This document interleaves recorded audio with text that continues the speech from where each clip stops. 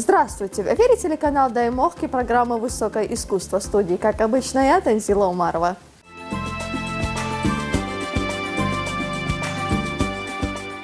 Храм Wat Rong Khon, или Белый храм, трудно назвать архитектурным сооружением. Этот уникальный комплекс похож на какой-то фантасмагорический сон. Необычная архитектура и десятки белоснежных алебастровых скульптур поражают воображение. Находится храм в провинции Чианграй в местечке под названием Ампхуат. Строительство храма началось относительно недавно, в 1998 году. Некоторые объекты строятся до сих пор. Одним из инициаторов строительства является Кассипиат Черемчай, которого в Таиланде прозвали современным Сальвадором Дали. Именно рисунки и чертежи этого художника послужили основой для создания образа Белого храма. Кроме того, мужчина полностью спонсирует строительство храма, и практически все объекты сооружения построены исключительно на его средства. Он отказался от спонсирования строительства, чтобы никто не смог ограничивать его фантазию и планы. Все деньги идут от продажи работ художника и пожертвований.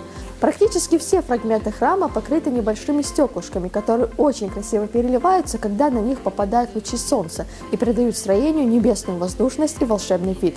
Территория самого храма облагорожена. Здесь находится множество фонтанчиков, причудливых скульптур, а в небольшом прудике плавают рыбки.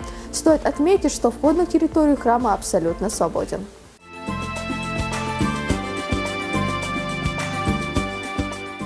Государственный гимн Российской Федерации является одним из главных официальных государственных символов наряду с флагом и гербом.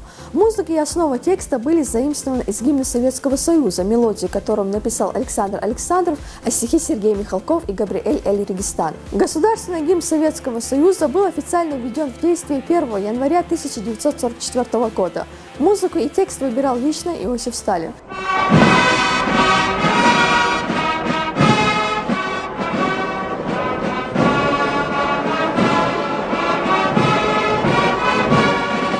После распада Советского Союза в 1991 году мелодия Глинки стала гимном России. Принятый гимн исполнялся без слов. Впоследствии был объявлен конкурс на создание текста, в котором стихи принимались от всех граждан России.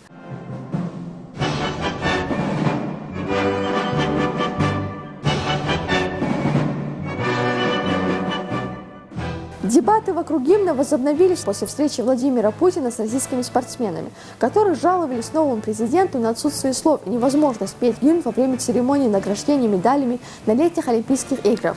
Музыка Александрова была официально принята. 30 декабря указом президента был утвержден и текст гимна. Российский народ услышал новый гимн по телевидению в ночь на 1 января.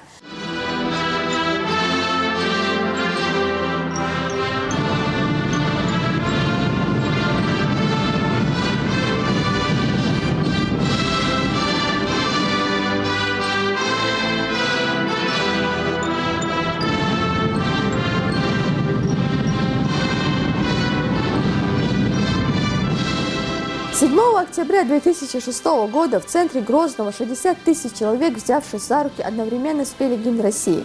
Акция была посвящена дню рождения президента России Владимира Путина. Участниками был побит мировой рекорд по количеству людей, одновременно исполнивших государственный гимн какой-либо страны.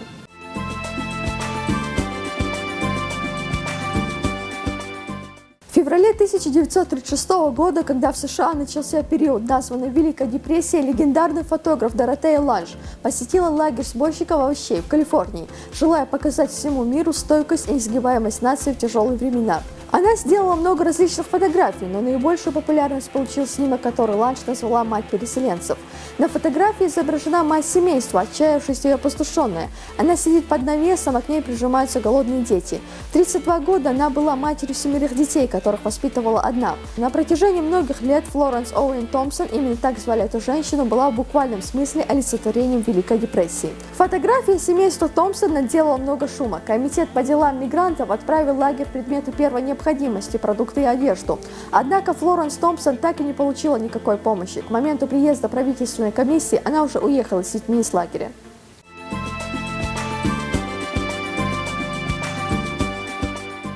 10 мая в республике отмечался День памяти и скорби, учрежденный в 2011 году. Основные мероприятия прошли на территории комплекса «Аллеи Славы» в центре Грозного, а в Государственном театрально-концертном зале состоялась выставка, на которой были представлены работы наших известных художников.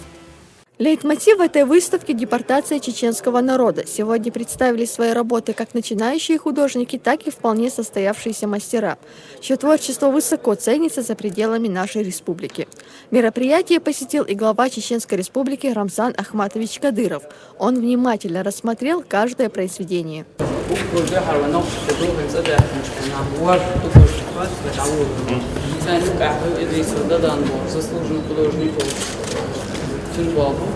Казня сын Россия, сын дальше посортишь, копьюка о и молодой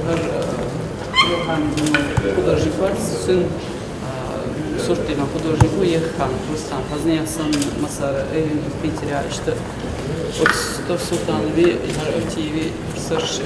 Кроме картин были представлены и такие произведения искусства, как панно с вырезанными сурами из Корана.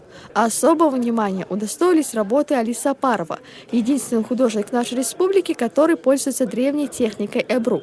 В мире она известна под названием «турецкая бумага». В республике художник это в XI веке Китая Эбру خدعة أورم جدا أورم حقبل تناهيو هما سياسة سن خير صوت بصرتي عنده صوت كيغتي اللي صوت أحيو كيغت هذا صوت أحيو عربي صوت أحياج щедрость. Также были представлены портреты первого президента Чеченской республики, героя России Ахмат Хаджи Кадырова, дяди главы Хош Ахмета Кадырова и самого Рамзана Ахматовича Кадырова. Авторы этих работ уже знакомые нашим зрителям троица: Рустам Михиханов, Вадим Каджаев и Александр Новоселов.